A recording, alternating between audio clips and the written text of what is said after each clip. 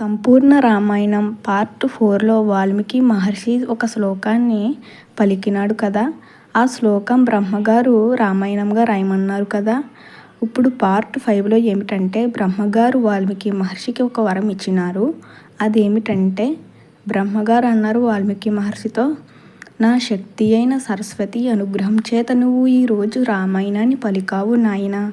నేను నీకు వరం ఇస్తున్నాను. నువ్వు కూర్చుని రామాయణము రాద్దామని మొదలు పెడితే రాముడు, లక్ష్మణుడు, సీతమ్మ, రాక్షసుల మొదలైన వారు మాట్లాడినదే కాదు, వాళ్ళ మనసులో అనుకున్న విషయాలు కూడా తెలుస్తాయి.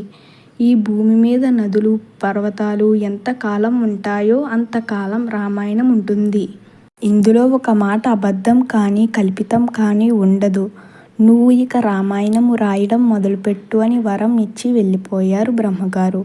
వాల్మీకి మహర్షి ధ్యానం చేసి కూర్చొనగా ఆయనకి బ్రహ్మగారి వరం వలన జరిగిన రామాయణం అంతా ఆయనకి కనబడసాగింది. ఆయన రామాయణము రచించడం ప్రారంభించారు.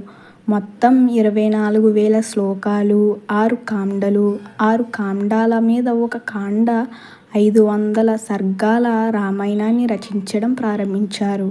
తరువాత ఆయన ఈ రామాయణాన్ని ఎవరితో పాడిస్తే బాగుంటుందని ఆలోచిస్తుండగా ఆశ్రమంలోని చిన్నారులైన లవకుశులు వారి పాదములను స్పృశించారు.